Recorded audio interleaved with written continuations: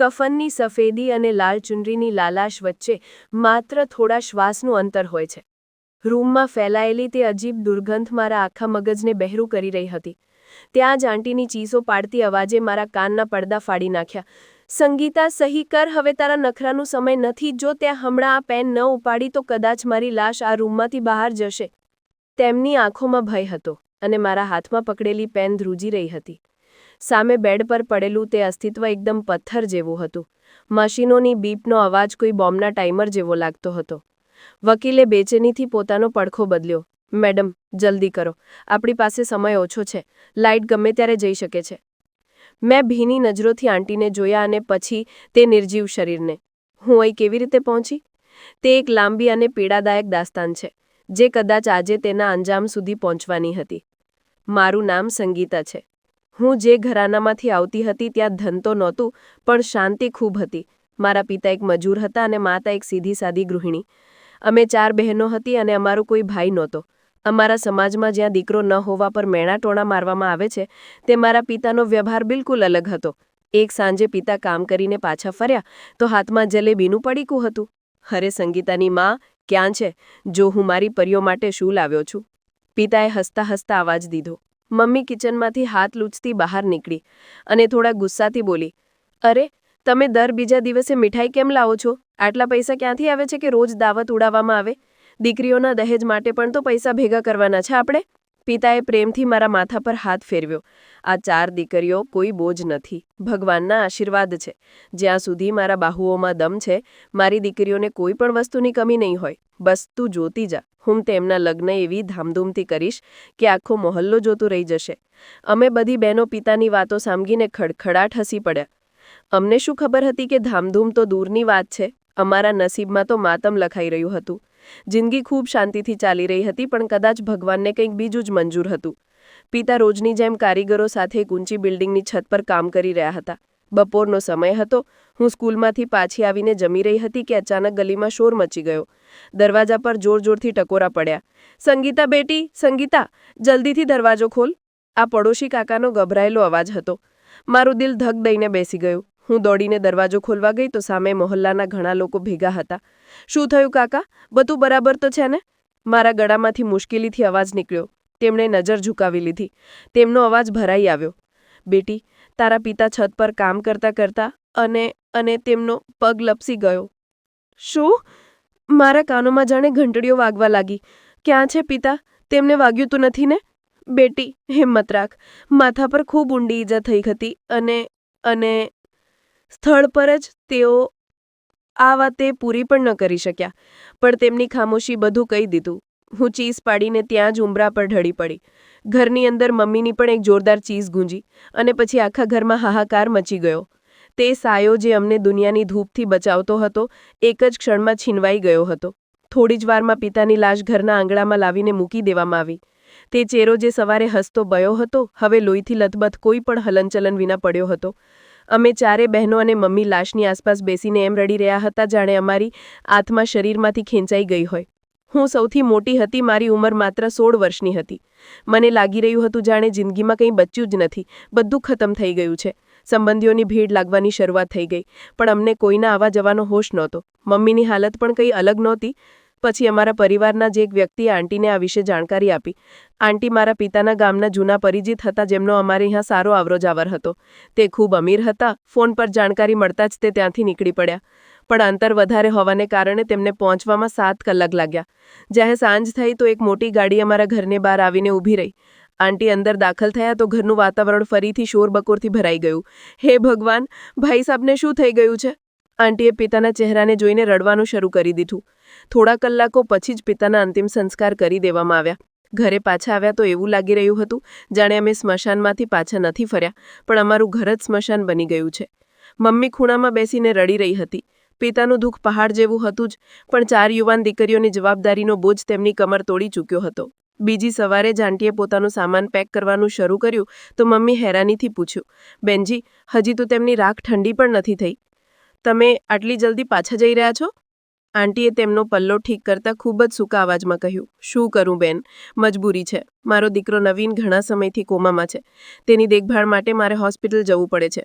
તેની પાસે મારા સિવાય કોઈ નથી. હું હવે અહીં વધારે રોકાઈ નથી શકતી. આ સાંભળીને મમ્મી ચૂપ થઈ ગઈ. આંટીએ પોતાના પર્સમાંથી થોડા નોટ કાઢ્યા અને મમ્મીના હાથમાં મૂકી દીધા. આ લઈ લો, થોડા દિવસ આનાથી તમારું કામ ચાલશે. હું ફરી ચક્કર લગાવીશ. આંટી જતા રહ્યા. તેમના ગયા પછી જાણે અમારા માથા પરથી થેલી આશાનો સાયો પણ ઉઠી ગયો હતો. કોઈ એવો સંબંધી નહોતો જે આગળ વધીને અમને સહારો આપે. જે એક બે હતા તેમને પણ પાછળ ફરીને ન જોયું. ઘરમાં ખાવાના સાંસા પડવા લાગ્યા. આખરે મજબૂર થઈને મારી મમ્મી જે ક્યારેય ઘરની બહાર પગ નથી મૂકતી, લોકોના ઘરોમાં કામ કરવા પણ મજબૂર થઈ ગઈ.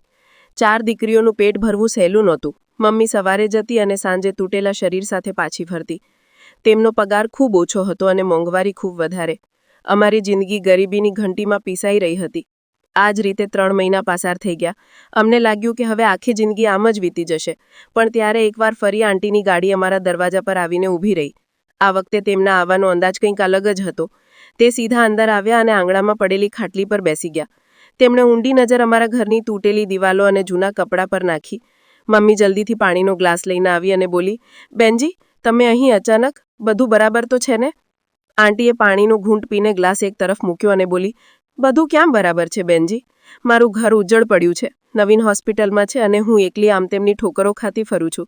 મોટા ઘરમાં દિલ ગભરાય છે. મમ્મી તેમની પાસે બેસી ગઈ અને બોલી, ભગવાન બધું ઠીક કરશે. તમે હિંમત ના હારો. ત્યારે આંટી અચાનક મારો હાથ પકડ્યો અને મને પોતાની પાસે ખેંચી લીધી. તે મને ખૂબ ધ્યાનથી જોવા લાગ્યા, જાણે કોઈ વસ્તુનો અંદાજો લગાવી રહ્યા હોય. તેમની આંખમાં એક અજીબ ચમક હતી જે મને સમજમાં ના આવી. આંટી મમ્મી તરફ જોતા બોલી, બેનજી, મારે તમારી સાથે એક જરૂરી વાત કરવી છે. જુઓ, ભાઈ સાહેબ તો રહ્યા નહીં. હવે તમે એકલા છો અને તમારી 4 યુવાન દીકરીઓ. જમાનાની હાલત તમે જાણો છો. મમ્મીએ ગભરાઈને પૂછ્યું, શું વાત છે? સ્પષ્ટ જણાવો. આંટીએ સીધું મુદ્દા પર કહ્યું, તમે સંગીતાને મારી સાથે મોકલી દો. હું અને મમ્મી બંને ચોંકી ગયા. શું? સંગીતાને? મમ્મીએ હેરાનીથી પૂછ્યું. હા, સંગીતાને. આંટી બોલ્યા, જુઓ, હું ત્યાં એકલી છું. ત્યાં એ મારી સાથે રહેશે તો મારું દિલ પણ લાગેલું રહેશે. તેની પરવરિશ પણ સારી થશે. શહેરનું વાતાવરણ છે. સારું ખાશે, સારું પહેરશે. અહીં માટી ધૂળમાં રહીને શું કરશે? મારા ઘરમાં તો રાજ કરશે. આ મારી દીકરી જેવી છે. મમ્મી કાંપી ગઈ. પણ બેનજી, આ તો હજી બાળક છે. ઘરથી ક્યારેય દૂર નથી રહી. હું તેના વિના કેવી રીતે રહીશ? અને આ મારા વિના કેવી રીતે રહેશે?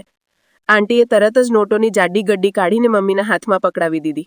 આ લો, રૂપિયા લો. દુકાનોનું ભાડું આવ્યું હતું, વિચાર્યું તમને આપી દો. હવે લાગણીશીલ ન બનો, અક્કલથી કામ લો. તમારી પાસે ખાવા માટે રાશન પણ નથી અને દીકરીને છાતીએ લગાવીને બેઠા છો. મારી સાથે જશે તો તેનું ભવિષ્ય સુધરી જશે.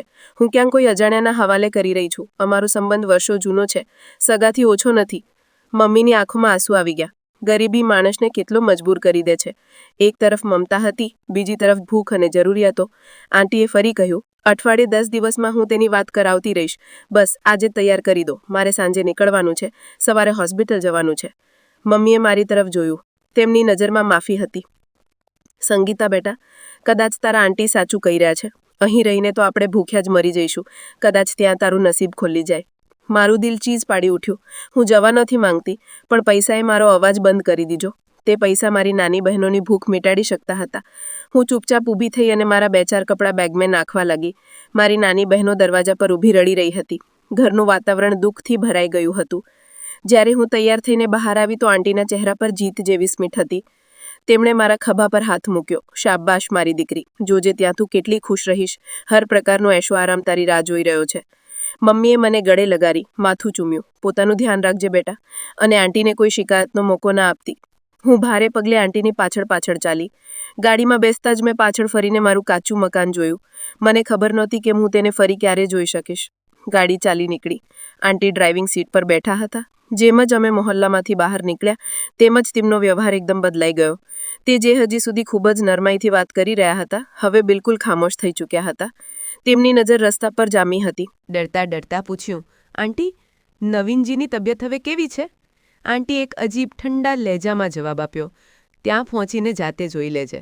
અને સાંભળ સંગીતા, હવે તું ગામમાં નથી, તું શહેર જઈ રહી છે. ત્યાં મારા ઘરના કેટલાક નિયમ કાયદા છે, તેના પર તારે અમલ કરવો પડશે. મેં જલ્દીથી માથું હલાવ્યું. જી, તમે જે કહેશો. મારા દિલમાં એક અજાણ્યો ડર બેસવા લાગ્યો હતો. મને એવું કેમ લાગી રહ્યું હતું કે હું કોઈ દલદલ તરફ જઈ રહી છું? તે મને શહેર પોતાની એકલતા દૂર કરવા લઈ જઈ રહ્યા હતા કે પછી તેમના મનમાં કોઈ બીજી જ યોજના ચાલી રહી હતી? સાંજ ઊંડી થઈ ચૂકી હતી અને ગાડી ઝડપથી શહેર તરફ રવાના થઈ રહી હતી. મને ખબર ન હતી કે મારી મંજિલ એક આલીશાન ઘર છે કે પછી કોઈ કેદખાનું. શહેર પહોંચીને જ્યારે હું તેમના ઘરમાં દાખલ થઈ તો મારી આંખો ખુલ્લી રહી ગઈ. આ ઘર નહીં પણ એક મહેલ જેવું હતું. ચારે બાજુ કિંમતી સામાન સજાવેલો હતો અને ફર્શ તો કાચની જેમ ચમકી રહ્યો હતો. અમારા કાચા મકાનની સરખામણીમાં આ ઘર કોઈ સપના જેવું હતું. આંટીએ મારા ખભા પર હાથ મૂક્યો અને હસતા હસતા બોલી, આજથી આ તારું ઘર છે સંગીતા. અહીં કોઈ પણ વસ્તુની કોઈ કમી નથી. તું જે રૂમમાં ચાહે રહી શકે છે અને જે ચાહે ખાઈ શકે છે. મેં ડરતા ડરતા પૂછ્યું, નવીનજી ક્યાં છે? ત્યારે તેમના ચહેરા પર એક સાયો લહેરાયો. તેમણે ગંભીરતાથી જવાબ આપ્યો, તે હોસ્પિટલમાં છે. હું ત્યાં જ જઈ રહી છું. તું આરામ કર, સફરની થકાવટ ઉતારી લે. તેમણે મને એક ખૂબ જ સુંદર અને આરામદાયક રૂમ આપ્યો, જેમાં નરમ પલંગ અને એસી લાગેલું હતું. મને તો વિશ્વાસ જ નહોતો આવતો કે હું આવા રૂમમાં સૂઈશ. તે રાતે હું મોડે સુધી જાગતી રહી. મને મારી બહેનો અને મમ્મી ખૂબ યાદ આવતા હતા કે તે આ વખતે ગરમીમાં સૂતી હશે અને હું અહીં ઠંડા રૂમમાં છું. બીજી સવારે જ્યારે મારી આંખો ખુલી તો આંટી તૈયાર ઊભા હતા. તેમણે ખૂબ સારા કપડાં પહેર્યા હતા અને હાથમાં નાસ્તાની ટ્રે પણ હતી. ઉઠી જા મારી ઢીંગલી, જો હું તારા માટે નાસ્તો લઈને આવી છું. તેમણે ખૂબ જ પ્રેમથી કર્યું. હું શરમાઈ ગઈ. આંટી, તમે આ બધું કેમ કર્યું? હું જાતે બનાવી લેતી. અરે નહીં, તું તો મારી દીકરી જેવી છે. તેમણે નાસ્તો મેજ પર મૂક્યો અને પર્સ ઉઠાવતા બોલી, સારું, સાંભળ સંગીતા, હું હોસ્પિટલ જઈ રહી છું નવીન પાસે. આખો દિવસ મારે ત્યાં જ રહેવું પડે છે. ડૉક્ટરે તેને એકલો છોડવાની ના પાડી છે, એટલે મને સાંજ થઈ જશે. મેં માથું હલાવ્યું. જી, ઠીક છે. જતાં જતાં તેમણે કહ્યું, એક વાત ધ્યાનથી સાંભળી લે. શહેરના હાલાત ઠીક નથી. જ્યારે હું અહીંથી જતી રહું તો તું અંદરથી લોક કરી લેજે અને કોઈના માટે પણ દરવાજો ન ખોલતી, ભલે ગમે તે હોય. જ્યારે હું આવીશ તો જાતે દરવાજો ખોલી લઈશ. મેં તરત કહ્યું, જી ઠીક છે, હું દરવાજો બંધ રાખીશ. તેમના ગયા પછી મેં દરવાજો અંદરથી બંધ કરી લીધો. આખો દિવસ હું તે મોટા ઘરમાં એકલી ફરતી રહી. ઘરમાં હર પ્રકારની સુવિધા હતી, પણ એકલતાનો અહેસાસ ખૂબ ઊંડો હતો. ટીવી જોઈને અને આમ તેમની કિતાબો વાંચીને મેં સમય પસાર કર્યો. સાંજે જ્યારે ઘંટડી વાગી તો મેં ડરતા ડરતા પૂછ્યું, કોણ? હું છું સંગીતા, દરવાજો ખોલ. બહારથી આંટીનો અવાજ આવ્યો. મેં દરવાજો ખોલ્યો તો આંટીના હાથમાં મોટા મોટા પરબીડિયા હતા. તે અંદર આવ્યા અને પરબીડિયા મેજ પર મૂકતા ખુશીથી બોલી, જો હું તારા માટે શું લાવી છું. તારી પસંદગીની ચાટ અને સમોસા લાવી છું અને આ જો કેટલાક નવા કપડાં પણ લાવી છું. આ તારા પર ખૂબ સારા લાગશે. હું ખુશ થઈને બધી વસ્તુઓ જોવા લાગી. મારું દિલ બાગ બાગ થઈ ગયું. મેં આટલા સારા કપડાં અને ખાવાનું ક્યારેય સપનામાં પણ નહોતું જોયું. આંટી મારું ખૂબ ધ્યાન રાખી રહ્યા હતા. હું જે પણ નાની ઈચ્છા કરતી તે તેને પૂરી કરવાની કોશિશ કરતા હતા. ખાતા ખાતા મેં હિંમત કરીને કહ્યું, આંટી, મને મમ્મીની યાદ આવી રહી છે. શું હું તેમની સાથે વાત કરી શકું છું? તેમણે તરત મોબાઈલ મારી તરફ લંબાવી દીધો. કેમ નહીં બેટા, વાત કરી લે. મેં ધ્રુજતા હાથે નંબર લગાવ્યો. બીજી તરફથી મમ્મીનો અવાજ આવ્યો તો મારું દિલ ભરાઈ આવ્યું. મમ્મી, તમે કેમ છો? હું ઠીક છું સંગીતા, તું કેવી છે? આંટી ધ્યાન રાખે છે ને? તેમના અવાજમાં ચિંતા હતી. મેં તસલ્લી આપી, હા મમ્મી, હું ખૂબ ખુશ છું. આંટીનો મને ખૂબ પ્રેમ કરે છે. મને કોઈ વસ્તુની કમી નથી. તમે જણાવો, ઘરના હાલાત કેવા છે? મમ્મીએ શાંતિ ભર્યા લહેજામાં કહ્યું, ભગવાનનો આભાર બેટી, જ્યારથી તું ગઈ છે હાલાત સારા થઈ ગયા છે. મને એક સારી જગ્યાએ કોઠીમાં નોકરી મળી ગઈ છે. માલકીન સારી છે, કામ પણ ઓછું છે અને પગાર પણ સારો છે. તારી બહેનોનું પેટ હવે આરામથી ભરાઈ જાય છે.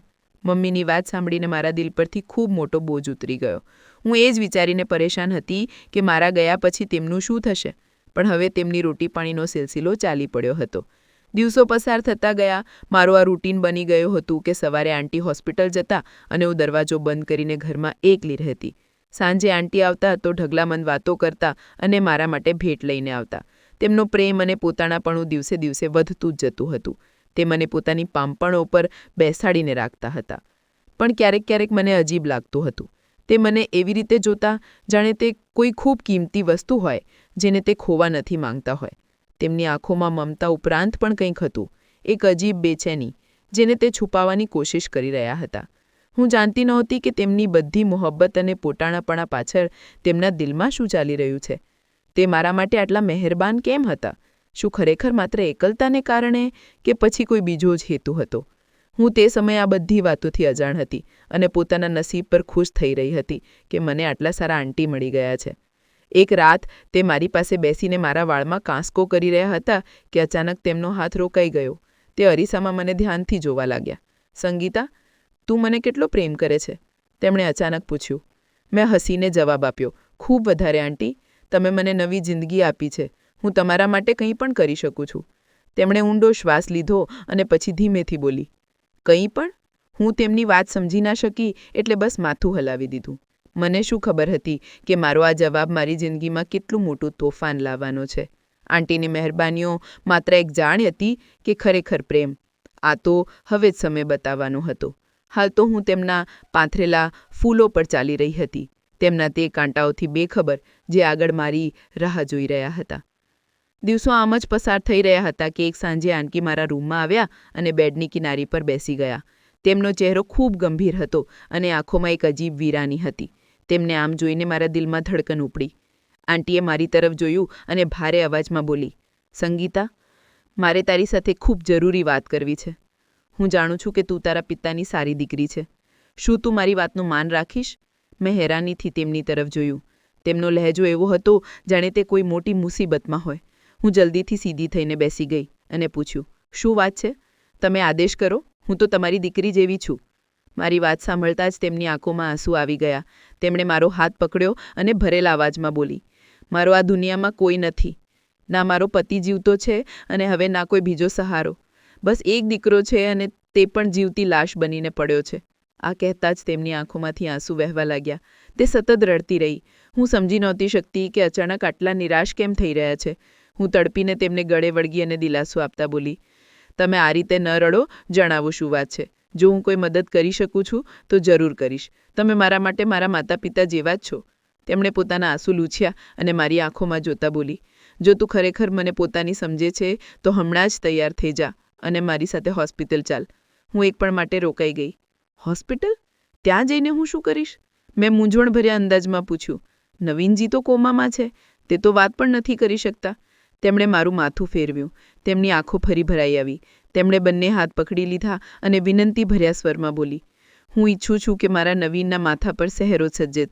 હું એને વરરાજા બનતા જોવા માંગુ છું. મારી બીમારી રોજ બગડી રહી છે સંગીતા. ડૉક્ટરે જવાબ આપી દીધો છે. કદાચ હું વધારે સમય સુધી જીવતી ના રહું. આ સાંભળીને હું ગભરાઈ ગઈ. તમે આ શું કહી રહ્યા છો? ભગવાન બધું ઠીક કરશે. તમને કંઈ પણ નહીં થાય. પણ તેમણે ઇનકારમાં માથું હલાવ્યું. નહીં બેટી, દીકરાના દુઃખ અને મારી બીમારીએ મને અંદરથી તોડી નાખી છે. મારી છેલ્લી ઈચ્છા છે કે મળતા પહેલાં મારા દીકરાને વરરાજો બનતા જોઉં. મારો દીકરો કોમામાં છે. તું જાણે છે, તેની સાથે કોઈ લગ્ન નહીં કરે. તું જ મારી છેલ્લી આશા છે. તેમની વાત સાંભળીને હું સન્ન થઈ ગઈ. મેં ક્યારેય સપનામાં પણ નહોતું વિચાર્યું કે તે મારી સાથે આવું કંઈક કહેશે. તેમના આંસુ મારા દિલ પર પડી રહ્યા હતા. તે સતત બોલી રહ્યા હતા, ક્યારેક તો તે ઠીક થઈ જશે. ડૉક્ટર કહે છે ભગવાનના ઘરે દેર છે અંધેર નથી. હોઈ શકે છે તારા પગલાંની બરકતથી તેની જિંદગી મળી જાય. શું તું મારી ઈચ્છા પૂરી કરીશ? શું મારી ઇજ્જત રાખી લઈશ? મારા મગજમાં તોફાન ચાલવા લાગ્યા હતા. પણ આંટીની હાલત જોઈને હું તેમને ના કહી શકી. તે સમયે એક મજબૂર માતા હતા. હું પોતાને સંભાળી અને કહ્યું, તમે નિરાશ ન થાઓ. હું તમારી સાથે હોસ્પિટલ ચાલું છું. જે તમે કહેશો તે જ થશે. મેં હજી સુધી તેમના દીકરાને જોયો પણ નહોતો. પણ માત્ર તેમની ખાતર હું એક અજાણ્યા રસ્તા પર ચાલવા તૈયાર થઈ ગઈ. જેમ જ અમે લોકો હોસ્પિટલ પહોંચ્યા, મારું દિલ ખૂબ ઝડપથી ધબકવા લાગ્યું. હોસ્પિટલની અજીબ ગંધ મારા મગજને ચકરાતી હતી. આંટી મારો હાથ પકડીને ઝડપથી એક પ્રાઇવેટ વોર્ડ તરફ વધી રહ્યા હતા, જાણે કે તેમને ખૂબ જ જલ્દી હોય. રૂમનો દરવાજો ખુલ્યો તો સામેનો નજારો જોઈને મારા પગ ત્યાં જ જામી ગયા. સામે બેડ પર આંટીનો દીકરો નવીન બેહોશ પડ્યો હતો. તેની આસપાસ ઘણી મશીનો લાગેલી હતી, જેનો અવાજ રૂમની ખામોશીને ચીરી ગયો હતો. તે એક નિર્જીવ શરીર લાગતું હતું, જેમાં જિંદગીની ચમક બસ નામ માત્ર જ બચી હતી. મેં ઘરાઈને નજરેથી આંટીને જોયા. તે દીકરાના માથા પાસે જઈને ઊભા થઈ ગયા. તેમણે ઝૂકીને તેનું માથું ચૂમ્યું અને મારી તરફ જોઈને દર્દભર્યા સ્વરમાં બોલી, આવ સંગીતા, આ છે મારો દીકરો, મારી જિંદગીનો ઉજાસ. હું ડરતા ડરતા પાસે ગઈ. નવીનનો રંગ બિલકુલ સફેદ હતો, આંખો બંધ હતી. તે આ દુનિયાથી સંપૂર્ણ બેખબર લાગતો હતો. મારા મનમાં સવાલ થયો, આ હાલતમાં લગ્ન કેવી રીતે થશે? આંટી મારી સાથે લગ્ન કરાવવા માંગતા હતા, પણ કેવી રીતે? એ બધી વિધિઓ, એવું કેવી રીતે શક્ય છે? હું આ જ ઉઘેડ બૂનમાં હતી કે મારી નજર રૂમના ખૂણામાં સોફા પર બેઠેલા કેટલાક લોકો પર પડી. ત્યાં એક વકીલ અને બે અજાણ્યા માણસો બેઠા હતા. મારું દિલ જોરથી ધબક્યું. મેં ધ્રુજતા અવાજ બકોલી. આંટી, આ બધું કોણ છે? આંટીએ ગંભીરતાથી જવાબ આપ્યો. આ વકીલ સાહેબ છે અને આ ગવાહ છે. મેં બધી વ્યવસ્થા કરી રાખી છે. હું એક પળનો પણ વિલંબ કરવા માંગતી નથી. આ સાંભળતા જ હું હક્કાબક્કા રહી ગઈ. આંટીએ મને પહેલાંથી કંઈ પણ નહોતું જણાવ્યું કે તેમણે તૈયારી પૂરી કરી લીધી છે. તેમણે ત્યાં કોર્ટ મેરેજ કરવા માટે વકીલ અને ગવાહોને પહેલાં જ બોલાવી લીધા હતા. નવીનને જોઈને મારા હોશ તો એમ જ ઉડી રહ્યા હતા. તે એક બેસૂદ પડેલો માણસ હતો. ન તો તેની ગણતરી જીવતા લોકોમાં હતી અને ન તો મૃતકોમાં. અને ઉંમરમાં પણ તે મારાથી ઘણા વર્ષો મોટો લાગી રહ્યો હતો. આખરે આંટી મારી સાથે આવું કેમ કરી રહ્યા હતા? શું મારી જવાની તે જીવતી લાશ સાથે બરબાદ કરવા માટે? એકદમથી મારા દિલમાં ખ્યાલ આવ્યો કે મારે ના કહી દેવી જોઈએ, પણ પછીના જ પડે મારા ઘરવાળાઓનો ચહેરો મારી આંખો સામે આવી ગયો.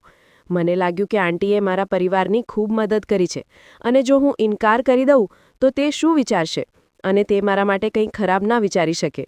કદાચ તેમને એ જ ડર છે કે જો તેમને કંઈ થઈ ગયું તો પછી તેમના દીકરાને કોણ સંભાળશે. એટલે જ તે મને પોતાના દીકરા સાથે આ બંધનમાં બાંધવા માંગે છે, જેથી તેમના દીકરાનું ધ્યાન રાખવામાં આવે. આંટી મારી પાસે આવ્યા અને મારા ખભા પર હાથ મૂકતા બોલી, બેટી, સમય ખૂબ ઓછો છે. હું જાણું છું કે આ બધું તારા માટે અજીબ છે, પણ વિશ્વાસ રાખ, હું તારું ખરાબ નથી ઈચ્છતી. બસ તું ખામોશીથી ત્યાં બેસી જા. હું કોઈ મશીનની જેમ ચાલતી ખુરશી પર બેસી ગઈ. મારું મગજ બહેરું થઈ ચોક્યું હતું. સામે પલંગ પર પડેલો માણસ મારો થનારો પતિ હતો, જે કદાચ ક્યારેય ઉઠીને મને જોઈ પણ નહીં શકે. વકીલ સાહેબે રજિસ્ટર ખોલી દીધું હતું. રૂમની હવા હદથી વધારે બોજિલ થઈ ગઈ હતી. મને એવું લાગી રહ્યું હતું કે જાણે મારો દમ ઘૂંટી રહ્યો હોય, પણ હું ચૂપચાપ બેઠી હતી.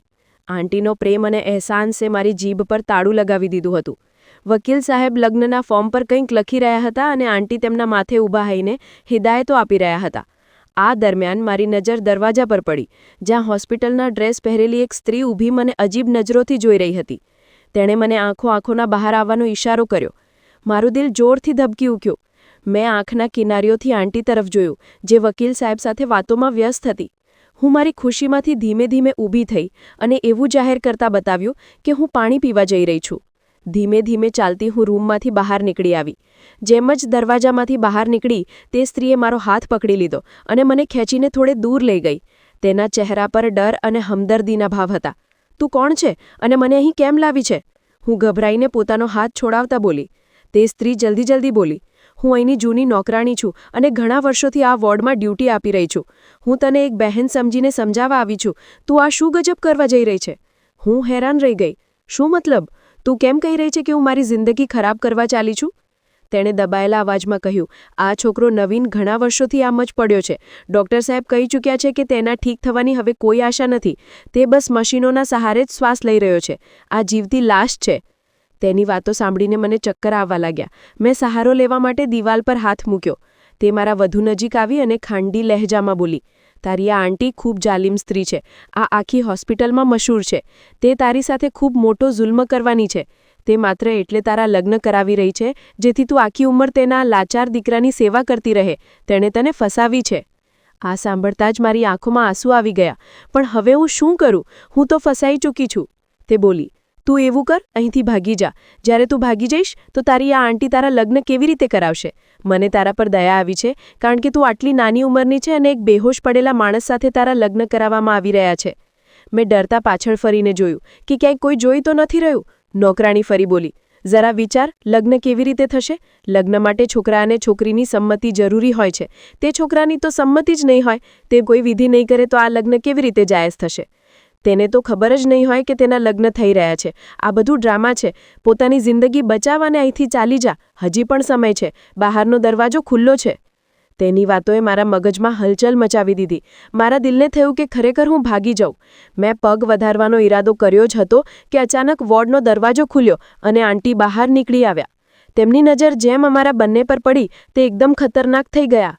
તે ઝડપથી અમારી તરફ વધ્યા. શું થઈ રહ્યું છે અહીં? આંટીએ નોકરાણી પર ચીસ પાડતા કહ્યું, તું મારી દીકરીને શું પટ્ટી ભણાવી રહી છે? દફા થઈ જા અહીંથી, નહીં તો હું તારી ફરિયાદ કરીને તારી નોકરી છીનવી લઈશ. નોકરાણી આંટીનું રૂપ જોઈને સહેમી ગઈ અને તરત ત્યાંથી ભાગી ગઈ. આંટીએ મારો હાથ એટલી જોરથી પકડ્યો કે મને દર્દ થવા લાગ્યો. તું અહીં શું કરી રહી છે? અંદર ચાલ, લગ્નનો સમય નીકળી રહ્યો છે. મારું દિલ બુરી રીતે ગભરાઈ રહ્યું હતું. મેં ખૂબ મુશ્કેલીથી કહ્યું, આંટી, હું બધું ઠીક છે. વધારે ડ્રામા ન કર. આંટી મને જબરદસ્તી ખેંચીને ફરી રૂમ તરફ લઈ જવા લાગ્યા. નોકરાણીની વાતોએ મારા અંદર શંકાનું બીજ વાવી દીધું હતું, પણ હું આંટીની પકડમાંથી નીકળી નહોતી શકતી. અંદર પહોંચીને તેમણે મને જબરદસ્તી ખુરશી પર બેસાડી અને પાસે પડેલો લાલ રંગનો લહેંગો કાઢ્યો. "આ લે, આને પહેરી લે, જલ્દી કર." તેમણે મને જબરદસ્તી તે લહેંગો પહેરવા કહ્યું અને પછી લાલ દુપટ્ટો ઓઢાડીને દુલ્હનના રૂપમાં તૈયાર કરીને પોતાના બે સૂધ દીકરા સાથે બેસાડી દીધી. મને એવું લાગી રહ્યું હતું કે જાણે મને ફાંસીના માંચડે ચઢાવવામાં આવી રહી છે. વકીલે એક નજર મારા પર નાખી અને પછી રજિસ્ટર ખોલી લીધું. હું માથું ઝુકાવીને બેઠી હતી અને મારા કાનોમાં માત્ર મશીનોના અવાજો ગુંજી રહ્યા હતા. આંટી મારા માથા પર હાથ રાખીને ઊભા થઈ ગયા. તેમની પકડ મારા ખભા પર એટલી મજબૂત હતી કે તકલીફ થઈ રહી હતી. વકીલે ફરી પોતાનું ગળું સાફ કર્યું અને તે જ અવાજમાં વાંચવાનું શરૂ કર્યું જે પણ તે કાગળો પર લખેલું હતું. પછી તેમણે કહ્યું, "દસ્તખત કરી દો." તેમણે આટલું કહ્યું જ હતું કે અચાનક રૂમની બધી લાઇટ જતી રહી. આખો રૂમ અંધારામાં ડૂબી ગયો. હોસ્પિટલનું જનરેટર પણ કદાચ ટ્રીપ કરી ગયું હશે, કારણ કે પંખા અને એસી પણ બંધ થઈ ચૂક્યા હતા. આંટીનો ગભરાયેલો અવાજ આવ્યો, "આ શું થયું? લાઇટ કેમ જતી રહી? કોઈ છે બહાર? જલ્દીથી જનરેટર ચલાવો, મારો દીકરો મશીનો પર છે." રૂમમાં અજીબ ભાગદોડ મચી ગઈ. અંધારામાં કોઈના અથડાવાનો અવાજ આવ્યો. મશીનો જે પહેલાં એક રફતારથી ચાલી રહી હતી, હવે તેમનો અવાજ બદલાઈ ગયો. એક લાંબી ટીની અવાજે મારા રૂવાડા ઊભા કરી દીધા. મને લાગ્યું જાણે નવીનનો શ્વાસ થંભી ગયો છે. મારું દિલ ડરના મારે ઉછળીને ગળામાં આવી ગયું કે શું મારી મનહુસિયતે તેનું કામ તમામ કરી દીધું છે? "અરે, કોઈ ટોર્ચ ફળગાવો." વકીલ સાહેબ ગભરાઈને ચીસ પાડ્યા. "આ મશીન કેવો અવાજ કાઢી રહ્યું છે?" હું મારી જગ્યાએ પથ્થર બનીને બેઠી હતી કે અંધારામાં મને મારા હાથ પર કંઈક મહેસૂસ થયું. એવું લાગ્યું જાણે કોઈએ ઠંડા હાથે મારો હાથ છોઈ લીધો હોય.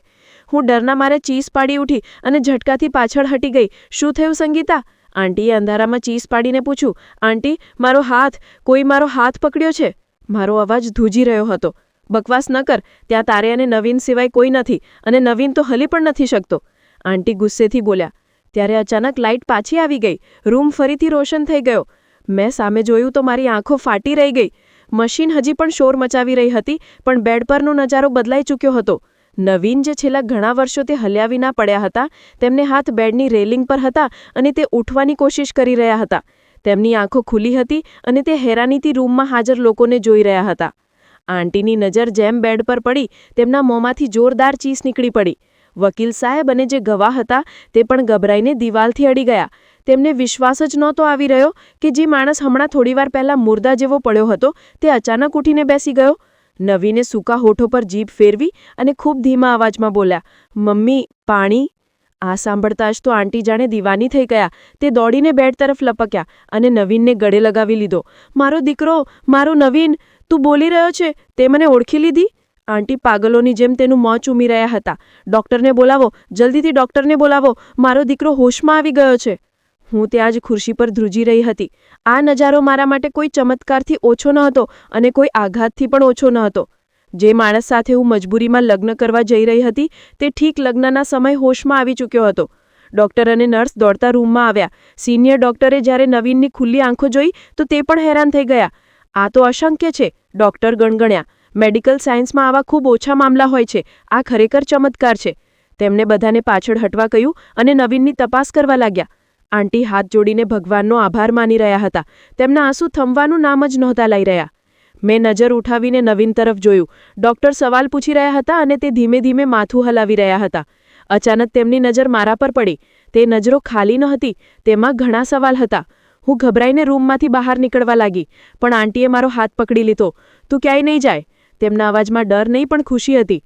"જોયું તે? મેં કહ્યું હતું ને કે તું મારા ઘરની બરકત છે. તારા આવતા જ મારો સૂતેલો દીકરો ફરીથી જીવતો થઈ ગયો. હવે તો આ લગ્ન થઈને જ રહેશે, અને તે પણ ધામધૂમથી." મારા મગજમાં આંધીઓ ચાલી રહી હતી. નવીનના હોશમાં આવવાથી મારી મુશ્કેલી સરળ નહોતી થઈ, પણ ઉલટી વધી ગઈ હતી. પહેલાં મારો સામનો એક ખામોશ શરીર સાથે હતો, હવે એક જીવતા માણસ સાથે થવાનો હતો. હોસ્પિટલનો રૂમ જ્યાં થોડીવાર પહેલાં મોત જેવો સન્નાટો હતો, હવે ખુશીના શોરથી ભરાઈ ગયો હતો. ડૉક્ટર વારંવાર રિપોર્ટ જોઈને હેરાની વ્યક્ત કરતા. નવીન નબળાઈ હોવા છતાં બધાને ઓળખી રહ્યા હતા. આંટીએ ડૉક્ટરને પૂછ્યું, "ડૉક્ટર સાહેબ, શું મારો દીકરો ખતરાની બહાર છે? શું હું તેને ઘરે લઈ જઈ શકું?" ડૉક્ટર હસ્યા. "મેડમ, આ કુદરતનો કરિશ્મા છે. તેમના બધા વાઇટલ્સ નોર્મલ થઈ રહ્યા છે. 2-3 દિવસ વધુ ઓબ્ઝર્વેશનમાં રાખવા પડશે, પણ હવે કોઈ ખતરો નથી. તમને ખૂબ ખૂબ અભિનંદન." ડૉક્ટરના જતાં જ આંટીએ મને જોરથી ગળે લગાવી લીધી. જોયું સંગીતા, હજી તારા લગ્ન પણ નથી થયા અને તારા પગની ખુશકિસ્મતીથી મારો ઉદ્ધડ બગીચો ફરીથી લીલોછમ થઈ ગયો. તું મારી વહુ નહીં, મારી દીકરી છે. હું શરમાયેલી ઊભી હતી, કંઈ સમજી જ નહોતી શકતી કે શું કહું. નવીને માતાને બોલાવ્યા. મમ્મી, આ બધું શું થઈ રહ્યું છે? હું ક્યાં છું અને આ છોકરી કોણ છે? આંટી તરત તેની પાસે ગયા. બેટા, તું હોસ્પિટલમાં છે. તું ઘણા વર્ષોથી બેહોશ રહ્યો છે. ભગવાને તને નવી જિંદગી આપી છે અને આ છોકરી સંગીતા છે, તારી થનારી પત્ની, મારી વહુ. નવીને હેરાનીથી મારી તરફ જોયું અને મેં ઝટકાથી નજર ઝુકાવી લીધી. આંટીએ વકીલ સાહેબ તરફ જોયું, જે હજી પણ ખૂણામાં ઊભા હતા. વકીલ સાહેબ ગભરાઈ ગયા. પણ મેડમ, લગ્ન તો તમે કહી રહ્યા હતા કે તરત કરવાના છે. આંટી હસ્યા. તે સ્થિતિ ઇમરજન્સીની હતી. ડર હતો કે હું દીકરાની ખુશી જોયા વિના મરી ન જાઉં. પણ જ્યારે હવે મારો દીકરો હોશમાં છે તો હું લગ્ન ચોરી છુપીથી કેમ કરું? હવે તો શહેરો સજાશે, શારણાઈ વાગશે, લગ્ન ધામધૂમથી થશે. વકીલ ખુશ થઈને જતા રહ્યા. તે રાત હું હોસ્પિટલમાં જ રોકાઈ. આંટીએ કહ્યું હતું કે હું ચાહું તો ઘરે જઈને આરામ કરી લઉં, પણ મેં ના પાડી દીધી. 2 દિવસ પછી નવીનને ડિસ્ચાર્જ કરી દેવામાં આવ્યો. ઘરે પહોંચતા જ આંટીએ સૌથી પહેલાં મારી મમ્મીને ફોન લગાવ્યો. હેલો બેનજી, બધું ઠીક છે ને? અરે, ખુશખબરી છે. મારો નવીન હોશમાં આવી ગયો છે. તમે કાલે જ દીકરીઓને લઈને શહેર આવી જાઓ. મારે ખૂબ જરૂરી વાત કરવી છે. મમ્મી તો હેરાન રહી ગઈ. શું ખરેખર? હું કાલ સવારે જ નીકળું છું. બીજા દિવસે બપોરે અમારા ઘરની બહાર રિક્ષા ઊભી રહી તો હું દોડીને દરવાજા પર ગઈ. સામે મમ્મી અને મારી 3 બહેનો ઊભી હતી. તેમને જોઈને મારી આંખોમાં આંસુ આવી ગયા. હું દોડીને મમ્મીને ગળે લાગી ગઈ. આટલા મહિનાઓ પછી પોતાની મા અને બહેનોને જોઈને મને એવું લાગ્યું જાણે મારા અંદર ફરીથી જીવ આવી ગયો હોય. આંટીએ આગળ વધીને મમ્મીનું સ્વાગત કર્યું. લો બેનજી, તમારું સ્વાગત છે. મારી બહેનો ઘરની શાન અને શોકત જોઈને હેરાન થઈ રહી હતી. અમે બધા ડ્રોઈંગ રૂમમાં બેઠા હતા. નવીન પણ ત્યાં સોફા પર બેઠા હતા અને તે હજી પણ નબળા હતા, પણ ચાલી ફરી શકતા હતા. ચા પાણી પછી આંટીએ ગંભીરતાથી વાત શરૂ કરી. બેનજી, મેં તમને અહીં એક ખાસ હેતુ માટે બોલાવ્યા છે. મમ્મીએ સવાલિયા નજરોથી જોયું. જી, તમે હુકમ કરો. આંટીએ પ્રેમથી મારી તરફ જોયું અને પછી નવીન તરફ ઇશારો કરતા બોલી. હું ઈચ્છું છું કે અમારો આ સંબંધ પાક્કો થઈ જાય. હું બાકાયદા રીતે તમારી પાસે સંગીતાનો હાથ મારા દીકરા નવીન માટે માંગુ છું. મમ્મીને તો જાણે વિશ્વાસ જ ન થયો. તે ખુશી અને હેરાનીની મિશ્ર હાલતમાં બોલી. બેનજી, શું તમે સાચું કહી રહ્યા છો? પણ અમે લોકો તો ગરીબ છીએ અને તમે આટલા મોટા ઘરાનાથી. ક્યાં તમારો દીકરો અને ક્યાં મારી સંગીતા? આંટીએ મમ્મીનો હાથ પકડી લીધો. અમીરી ગરીબી તો ભગવાનના હાથમાં છે. સંગીતાએ જે રીતે મુશ્કેલ સમયમાં મારો સાથ આપ્યો અને જે રીતે તેના પગલાંની ખુશકિસ્મતીથી મારો દીકરો પાછો આવ્યો છે, મને આનાથી સારી વહુ આખી દુનિયામાં ન મળી શકે. આ મારો ગર્વ છે. બોલો, શું તમે મને તમારી દીકરી આપશો? મમ્મીની આંખોમાંથી આંસુ વહેવા લાગ્યા. તેમણે પોતાના આંસુ લૂછ્યા અને બોલી. બેનજી, આ તો સંગીતાનું નસીબ છે કે તેને તમારા જેવી સાસુ અને નવીન જેવો પતિ મળી રહ્યો છે. મને કોઈ પણ વાંધો નથી. મારી દીકરી આજથી તમારી વહુ થઈ ગઈ. રૂમમાં અભિનંદનનો શોર મચી ગયો. મારી બહેનો ખુશીથી મને ચીડવવા લાગી. મેં આંખોના કિનારીઓથી નવીન તરફ જોયું. તે હસી રહ્યા હતા અને તેમના ચહેરા પર શાંતિ હતી. આંટીએ તે જ સમયે એલાર્જ કરી દીધું. બસ પછી રાહ શેની? આવતા અઠવાડિયે જ અમે લગ્ન કરીશું. હું હવે એક દિવસનો પણ વિલંબ કરવા માંગતી નથી. અમે સાદગીથી પણ ઇજ્જત અને ધામધૂમથી સંગીતાને પોતાના ઘરની વહુ બનાવીશું. નવીને ધીમેથી કહ્યું. પણ મમ્મી, સંગીતાની પણ તો મરજી પૂછી લો. બધાની નજર મારા પર જ જામી ગઈ. મારું દિલ જોર જોરથી ધબકી રહ્યું હતું. મેં ધીમેથી આ વાત પર માથું હલાવી દીધું. આંટી ખુશ થઈને બોલી. જોયું, તેની ખામોશીમાં જ તેની સહેમતી છે. સાંજ થતાં થતાં ઘરમાં જશ્નનું વાતાવરણ હતું. મમ્મી અને આંટી મળીને લગ્નની તૈયારીઓ વિશે વાતો કરી રહ્યા હતા. મારી બહેનો ઘરમાં ખુશીથી આમતેમ દોડી રહી હતી. તે ઘર જે ગઈકાલ સુધી બિલકુલ ઉજ્જડ હતું, હવે હાસ્યથી ગુંજી રહ્યું હતું. મને તો ભરોસો જ નહોતો થતો કે જિંદગી આટલો સુંદર વળાંક પણ લઈ શકે છે. તે ડર જે હોસ્પિટલમાં મારા દિલમાં પેસી ગયો હતો, હવે આશાના કિરણમાં બદલાઈ ચૂક્યો હતો. આંટીએ મને પોતાનું પાસે બેસાડીને કહ્યું. સંગીતા, તે મારા મુશ્કેલ સમયમાં મારું માન રાખ્યું છે. હવે હું તને દુનિયાની દરેક ખુશી આપીશ. મેં મનોમન ભગવાનનો આભાર માન્યો કે તેણે મને બેઇજ્જત થવાથી બચાવી લીધી અને મારી પરીક્ષાને ઇનામમાં બદલી નાખી. હવે અમને બસ આવતા અઠવાડિયાની રાહ હતી, જ્યારે હું હંમેશા માટે નવીનની થઈ જવાની હતી. અને પછી તે દિવસ પણ આવી ગયો. ઘરમાં મહેમાનોનું આવન જાવન શરૂ થઈ ચૂક્યું હતું. આંટીએ ખૂબ જ ઓછા સમયમાં શાનદાર વ્યવસ્થા કરી હતી. મારી બહેનો નવા કપડાં પહેરીને અહીં ત્યાં દોડી રહી હતી અને તેમના ચહેરા પર ખુશી ઝળકી રહી હતી. મમ્મી કિચનમાં ખાવા પીવાની દેખરેખ કરી રહ્યા હતા, જ્યારે આંટી મહેમાનોનું સ્વાગત કરી રહ્યા હતા. હું રૂમમાં દુલ્હન બનીને બેઠી હતી. મારી નાની બહેને આવીને મને ચીડવ્યો, દીદી તમે તો બિલકુલ ચાંદ જેવા લાગી રહ્યા છો, નવીન જીજાજી તો તમને જોતા જ રહી જશે. મેં હસીને માથું ઝુકાવી લીધું. થોડીવારમાં આંટી રૂમમાં દાખલ થયા. તેમના હાથમાં સોનાના દાગીનાનો સેટ હતો. તે મારી પાસે આવીને મારા ગળામાં હાર પહેરાવતા લાગણીશીલ થઈ ગયા.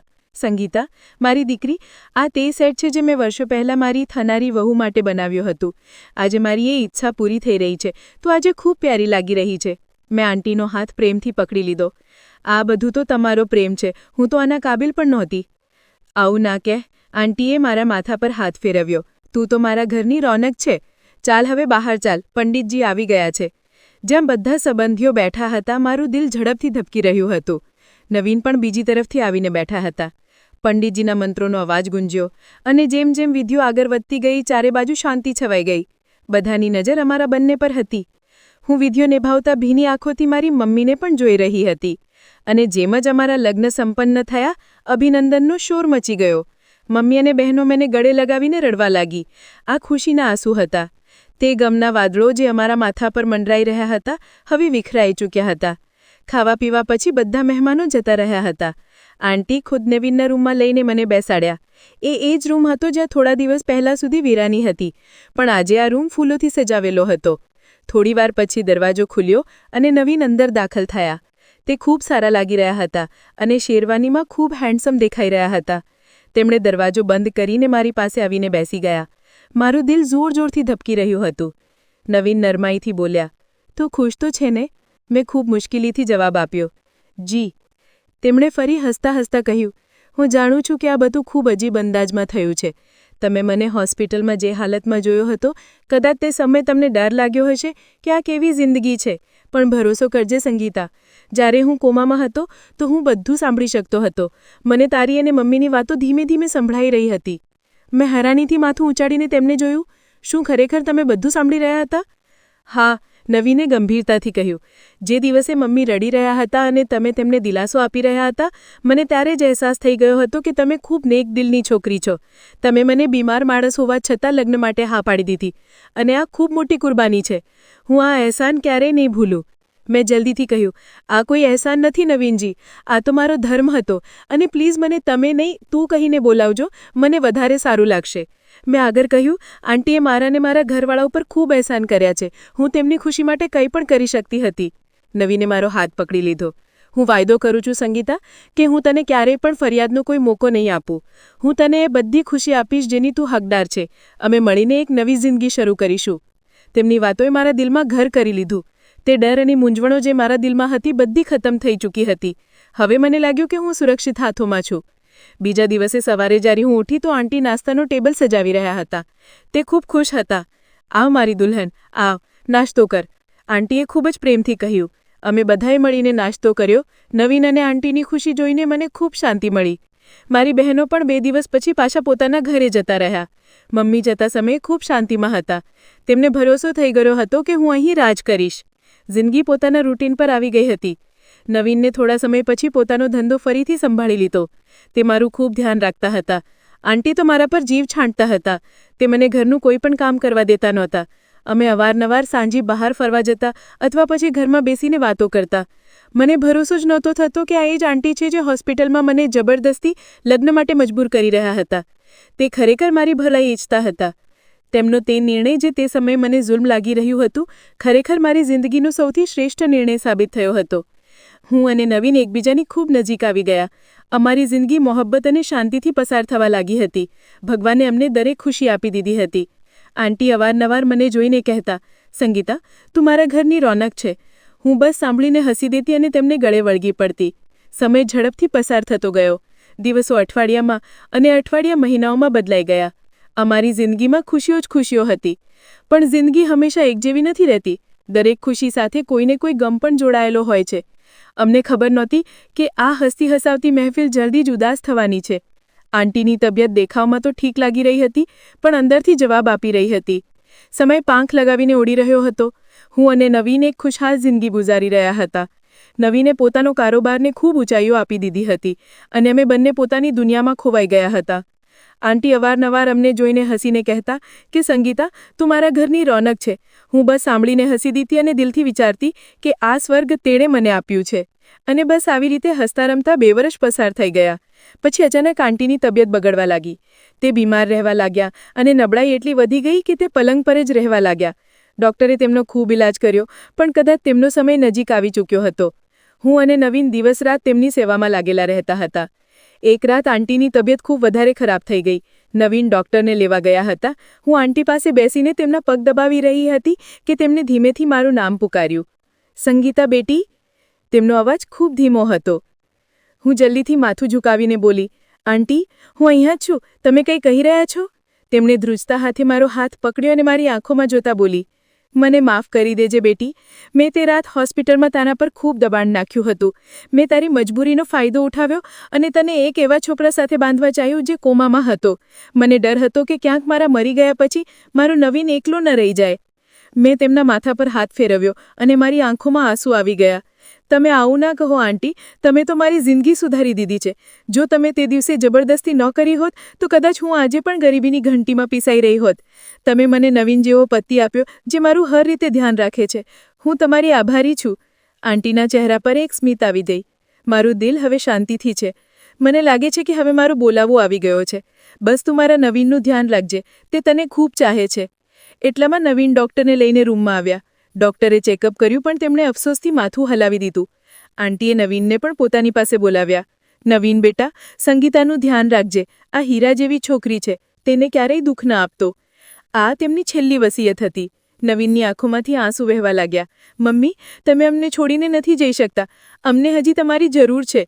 પણ ભગવાનના નિર્ણય અટલ હોય છે. એ જ રાત આંટીએ દુનિયામાંથી અલવિદા કહીને ચાલી ગયા.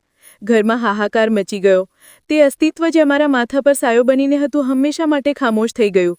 આંટીના ગયા પછી ઘર ઉજ્જડ થઈ ગયું. હું અને નવીન બુરી રીતે તૂટી ચૂક્યા હતા. પણ નવીને મને ખૂબ હિંમત આપી. બધું થઈ ગયા પછી એક દિવસ હું રૂમમાં એકલી બેઠી આંટીની તસવીર જોઈ રહી હતી કે નવીન અંદર આવ્યા. તે મારી પાસે બેસીને મારો હાથ પોતાના હાથમાં લઈને બોલ્યા, સંગીતા, મમ્મી જતા રહ્યા, હવે આપણે બંને એકબીજાનો સહારો છીએ. હું જાણું છું કે આપણો સંબંધ ખૂબ અજીબ હાલાતમાં જોડાયો હતો. મમ્મીએ તને મજબૂર કરી હતી, પણ યકીન માન, આ 2 વર્ષોમાં તે જે રીતે મારું અને મમ્મીનું ધ્યાન રાખ્યું છે, મારા દિલમાં તારી ઇજ્જત અને મોહબ્બત ખૂબ વધી ગઈ છે. તું માત્ર મારી પત્ની નથી, પણ મારી સૌથી સારી મિત્ર પણ છે. મેં નવીન તરફ જોયું. તેમની આંખોમાં સચ્ચાઈ હતી. નવીન સાથે જે સંબંધ આંટીએ મજબૂરીમાં જોડ્યો હતો, જેને હું નિભાવવા તો ચાહતી હતી પણ પાછળ હટી રહી હતી, આજે તે જ સંબંધ મારા માટે ખુશીનું કારણ બની ચૂક્યો હતો. અને આજે મેં આ સંબંધને દિલથી કબૂલ પણ કરી લીધો હતો. મેં તેમને કહ્યું, તમે મારા માટે એક શ્રેષ્ઠ હમસફર સાબિત થયા છો. નવીને મારા આંસુ લૂછ્યા. હું વાયદો કરું છું સંગીતા કે હું તને ક્યારેય એકલી મહેસૂસ નહીં થવા દઉં. મમ્મીની કમી તો પૂરી નથી થઈ શકતી, પણ અમે તેમની યાદો સાથે જિંદગી ગુજારીશું. સમય ઘાવ ભરી દે છે. અમે આંટીની યાદોને દિલમાં વસાવી અને જિંદગીના સફરમાં આગળ વધી ગયા. નવીને દરેક મોડ પર મારો સાથ આપ્યો.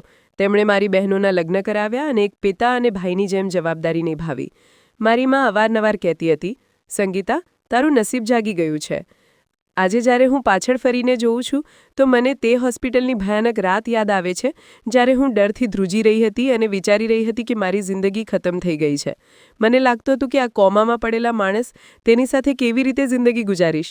તે બધું મને એક જુલ્મ લાગતું હતું, પણ હું નહોતી જાણતી કે તે જ પળ મારી જિંદગીનો સૌથી ખુશનુમા વળાંક બની જશે. આંટીનો તે નિર્ણય, જે મને સ્વાર્થ લાગી રહ્યો હતો, ખરેખર મારી સુરક્ષાનું સાધન હતું. ભગવાને મારા ધૈર્ય અને મારી નિયતનું ફળ આપ્યું.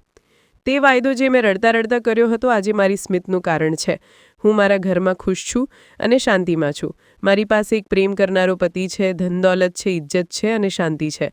અવારનવાર માણસ વધારે અકળ અને વિચારને કારણે ભગવાનના નિર્ણયોને સમજી નથી શકતો અને પાછળ હટી જાય છે. પણ ભગવાને દરેક મુશ્કેલી પછી એક આસાની રાખી હોય છે.